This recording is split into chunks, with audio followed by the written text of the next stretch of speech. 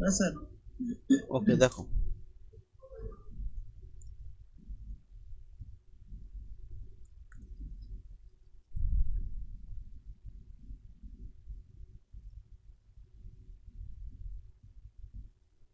Dice download করে রেখেছি, বারবার কি আঁকবে ডাইস।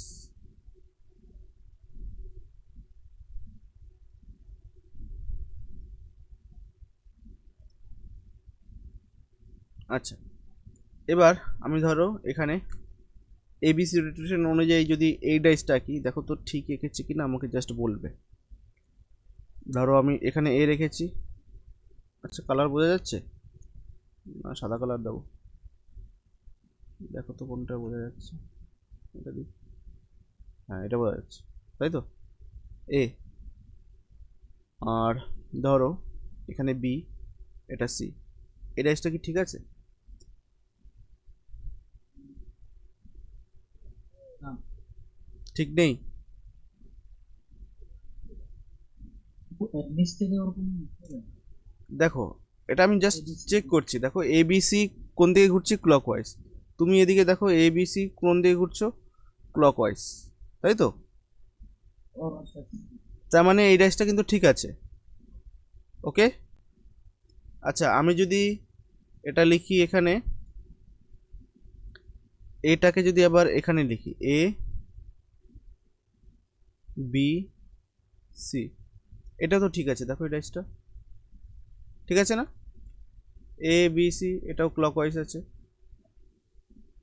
তাই তো? আচ্ছা, আমি যদি এটাকে এখানে লিখি এ বি সি, এই ডাইসটাও তো ঠিক আছে, তাই না? দেখো এটাও হুম, ক্লকওয়াইজ আছে। ওকে, তার মানে এখানে তিনটে ডাইসই কিন্তু ঠিক আছে। এবার আমি কোনো কোশ্চেন না করে আমি ডিরেক্ট অ্যান্সারে আসছি যে পরীক্ষায় কি কি টাইপের তুমি ডাইস মানে তৈরি করতে পারবে এখান থেকে। যেমন এখানে তোমরা অলরেডি শিখেছো যে রোটেশন মেথড যদি আমি ফলো করি, সেখান থেকে আমি অপশান এটা বার করতে পারবো, এটা ঠিক, অপশান ডি। এবার হুম, বাই চান্স আমি বলে দিলাম এখানে যে এবিসি তুমি রোটেশন করাও, সেই অনুযায়ী তুমি তিন রকমের ডাইস পেতে পারো, তিনটে ডাইসে ঠিক। এর মধ্যে যে কোনো একটা অপশানের ধারো তুমি পেয়ে গেলে। ঠিক আছে, আমি ডাইস বানানো শেখাচ্ছি, তো তিনটের মধ্যে যে কোনো একটা অপশানে তুমি পেয়েই যাবে। ওকে। আচ্ছা, এবার এবার ধরো আমি রোটেশনটা বললাম, এবিসির থেকে তুমি রোটেশনটা করো এবার ডিইএফ, ডিইএফ। তাই যদি রোটেশন করো, দেখো তো ডিইএফ এর রোটেশনটা কি আছে। ডিইএফ তার মানে এদিকে হুম। Anti clock. তার মানে এখান থেকে তোমাকে যদি ডাইস বানাতে হয় তাহলে কীভাবে রাখতে পারো ডিইএফকে, ডি, আচ্ছা ডিইএফ এদিকে রাখলে কি হবে বলো, এরকমভাবে? হবে হবে না, কেন হবে?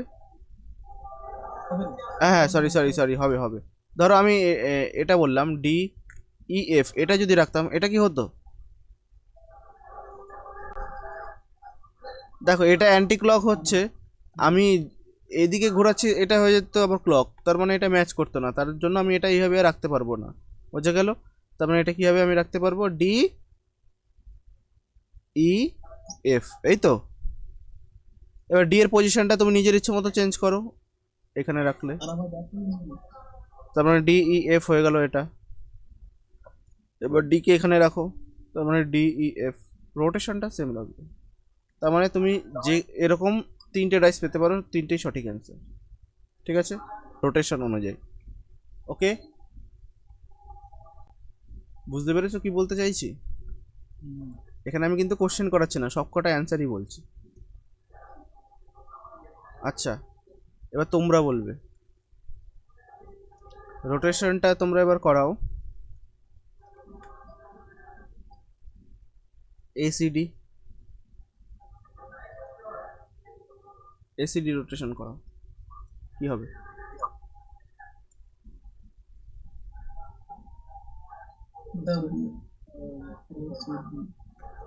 এ সি ডি, তার মানে হলো কি এদিকে, তাই তো?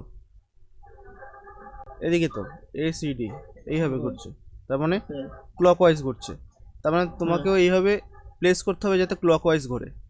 ধরো এ কে এখানে রেখেছো, ক্লকওয়াইজ যদি ঘোরাতে হয় এ সি ডি এইভাবে করবে, তাই তো?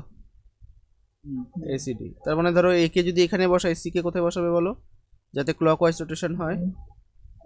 এ সি, এই তো। সি ডি ডি ধরো এ কে এখানে বসিয়েছো, তাহলে কোথায় বসাবে সি কে যাতে ক্লকওয়াইজ রোটেশন হয়? A C C D. উপরে ডি হবে। ওকে, তার মানে এই তিনটেই কিন্তু কারেক্ট অ্যান্সার। বুঝতে পেরেছো?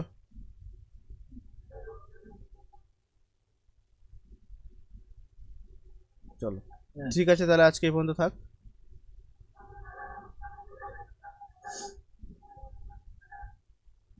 এর পরের দিন আবার আলোচনায় আসবো। এই পর্যন্ত রিভিশন করে এসো, হ্যাঁ? কত দূর হলো?